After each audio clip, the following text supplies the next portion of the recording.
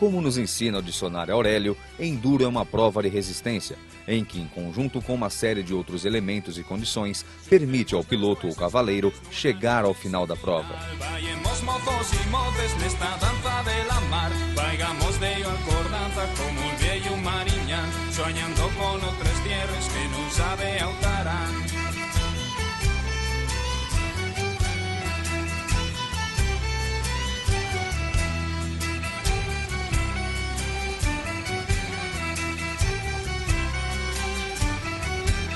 Busquemos de sol hombres, pretos barcos navegar, entrechando a farallunas, istilante de la mar. Somos gailes, bueses, murles, no siga estudiando más. Columbra y el fin su cielo, la llegranza española.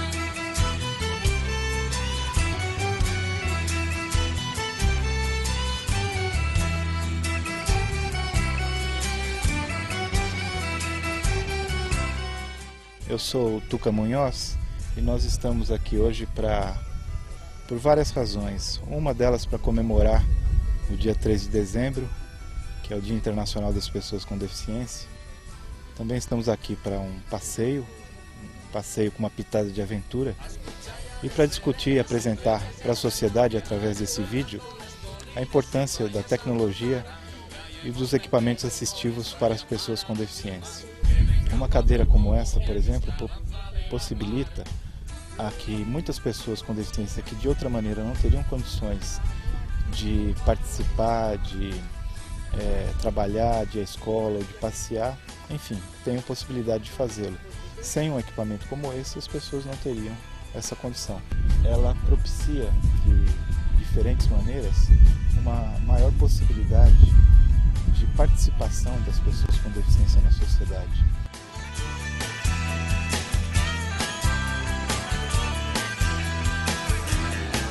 Para mim que sou tetra, a única coisa que falta é movimento das mãos, porque a cadeira ela me dá o transporte de ir para onde, quase a maioria dos lugares, né? O que mais atrapalha às vezes é lugar onde tem que erguer a cadeira, porque ela é pesada, a cadeira e eu. Aí eu consigo me locomover, consigo trabalhar, consigo fazer bastante coisa. Então dá para ter uma vida praticamente, vamos dizer assim, 80% livre, considerando o tempo que alguém empurrava eu antes, né? Que o telefone ele é mais importante que a cadeira, que ele não pode quebrar. Que se a cadeira quebrar, o telefone está funcionando, a gente usa ele, né? Então o que ajuda na cadeira é isso, que conforme vai passando os anos, eles vão trabalhando no sentido assim, de ir fazendo cadeiras mais confortáveis. Então eu comparo uma cadeira dessa com uma moto CG 0 km hoje. Uma moto tem muito mais peça do que a cadeira. A moto ela leva a pessoa muito mais longe e leva duas pessoas e custa o mesmo preço de uma cadeira hoje. Então isso é uma comparação para se ver que a cadeira realmente é um produto muito caro, porque é um produto de primeira necessidade. Uma pessoa que quer comprar uma cadeira e uma pessoa que quer comprar uma moto, a pessoa consegue comprar uma moto ganhando R$300 e uma pessoa ganhando R$300 não consegue comprar uma cadeira. Então tem que ter uma certa resistência para poder você praticar um esporte radical, que é o que a gente está fazendo aqui hoje, né? Infelizmente a gente não tem uma política de tecnologia assistiva implantada no Brasil. Isso faz com que a gente tenha problemas de inúmeras ordens, desde a pesquisa e o desenvolvimento de novos equipamentos, de novas tecnologias, até o processo mesmo de prescrição, acompanhamento e reabilitação. Tá certo? Nós temos profissionais muito poucos profissionais que estão especializados em acompanhamento e prescrição desses equipamentos, né? A gente precisa nessa política ter também um desenvolvimento de recursos humanos para fazer a prescrição, a adaptação e o acompanhamento. O SUS, o Sistema Único de Saúde, fornece alguns equipamentos como complemento ao processo de reabilitação. Mas isso vai depender muito da priorização dada pelos prefeitos e pelos governadores em termos de atenção à pessoa com deficiência. Essa cadeira que vocês estão vendo aqui é fundamental, foi fundamental para o meu marido, porque o meu marido, primeiramente, sempre estava na cama.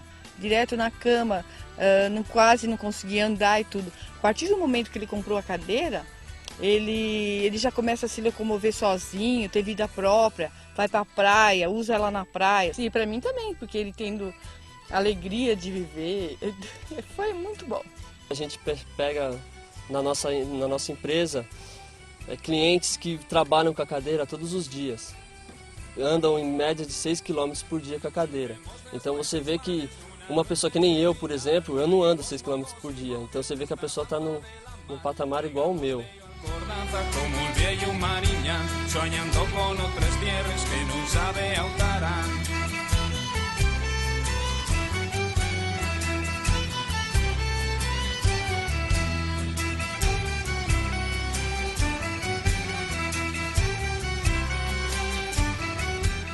E a cadeira motorizada para mim é tudo, é a independência, é minha autonomia, é tudo assim de bom mesmo. Eu me sinto livre com a cadeira motorizada. Eu vou ao mercado sozinha, eu vou à igreja sozinha. Então assim, tudo isso foi a minha independência mesmo. Porque mesmo no carro, eu dependo de alguém para me tirar, para me colocar.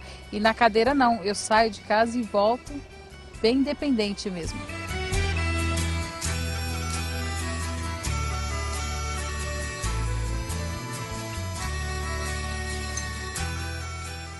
Tenho meu filho Flávio, que mora comigo e é um cadeirante, né, como a gente costuma dizer, uma pessoa com deficiência, né, física, né, de origem genética, e que ele andou até seus 14 anos de idade e depois precisou do recurso da cadeira de rodas. À medida que ele diminui a força física dele, ele não consegue mais, então ele precisa de uma cadeira motorizada que facilita a vida dele. Então a cadeira de rodas para ele é fundamental, assim como qualquer pessoa, né, que tenha dificuldade de locomoção e não tenha força de conduzir a cadeira com as suas próprias condições. Ela vai precisar de um suporte, de um apoio, de uma ajuda técnica, como nós chamamos. Então nesse sentido a acessibilidade é uma questão política, e uma questão de direito e uma questão de concepção. Como que as cidades são pensadas e são geridas. Participando dos movimentos, é essa linha que nós defendemos de atuação. Nós chamamos as diversas entidades aqui da nossa região do ABC para participarem, para atuarem nesse sentido, né, no sentido de garantir políticas que atendam às necessidades das pessoas com deficiência.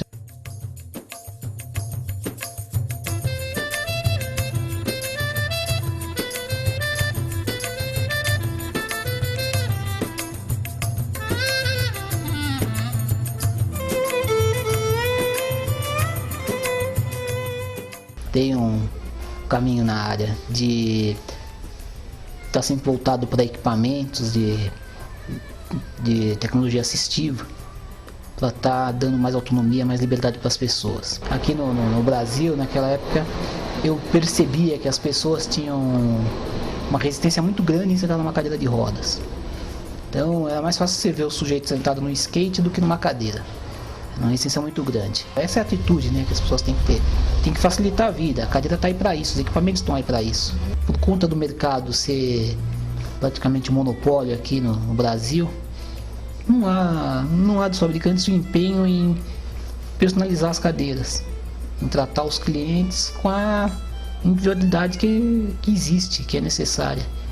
Tamanhos de cadeira, tamanhos de encosto, tipos de braço, de perna, de apoio de pés, tudo isso precisa ser revisto, né? O controle ser montado de um lado ou de outro, ou ser no queixo, né? Tem muitas variações aí, e a cadeira aqui é padrão, ela é vendida de um tamanho só, um modelo só e acabou. Eu já tive oportunidade de adaptar uma cadeira com um controle no pé, uma criança que tem um quadro de paralisia cerebral, e o único movimento que ela conseguia controlar era com o pé direito. E os profissionais que sempre olhavam para eles diziam: puxa, mas não dá para ter uma cadeira motorizada, é arriscado, ele não pode fazer isso e tal. Nunca olharam para o residual que ela tinha e aconteceu o que ela tinha. Quando ela conseguiu controlar a cadeira, foi uma felicidade enorme para ela e para todo mundo que a acompanha, porque está em volta, porque ela teve a oportunidade de ter autonomia e de interagir com outras crianças, interagir com o ambiente de uma forma que ela nunca tinha feito. é a questão do olhar, de uma visão diferente para o problema. Eu olho e não vejo um equipamento. Eu não vejo equipamento, não vejo um custo. Eu olho e vejo uma autonomia, vejo uma solução de vida. A solução está muito em quem precisa, em quem tem a necessidade. Quem tem a necessidade deve buscar a solução pensando no que vai trazer benefício e não no que vai trazer, não a dificuldade de tê-lo, de acessar isso. Mas sempre tem que buscar. A solução está nele mesmo sempre. Ele tem que buscar isso, tem que acreditar, tem que resolver isso. Para nós, pessoas com deficiência, viver o dia a dia é como um enduro, porém com uma significativa e muito importante razão inversa: chegar ao início da prova ao ponto de partida. Nossa prova de resistência é enfrentar cotidianamente uma série de obstáculos muito concretos, tais como calçadas mal conservadas, inexistência de guias rebaixadas, edificações inacessíveis, desrespeito à legislação e etc.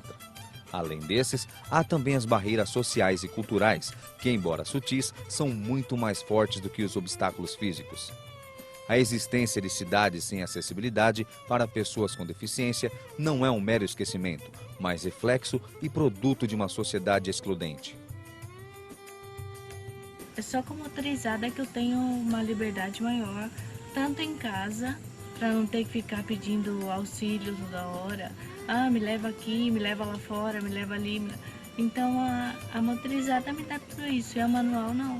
Então a manual eu utilizava, mas era horrível, eu me sentia muito deprimida até pela situação de dependência, né? E com a motorizada isso não acontece. O conceito de inclusão social implica uma ação de mão dupla. As pessoas com deficiência devem se fortalecer e se organizar para reivindicar direitos e deveres quanto cidadãos plenos que são. E a sociedade deve mudar e se transformar para atender às necessidades, respeitar os direitos e proporcionar igualdade de oportunidades para todos. Para isso, é necessária a mudança de paradigmas sociais e culturais que ainda hoje concebem as pessoas com deficiência como cidadãos e cidadãs de segunda classe.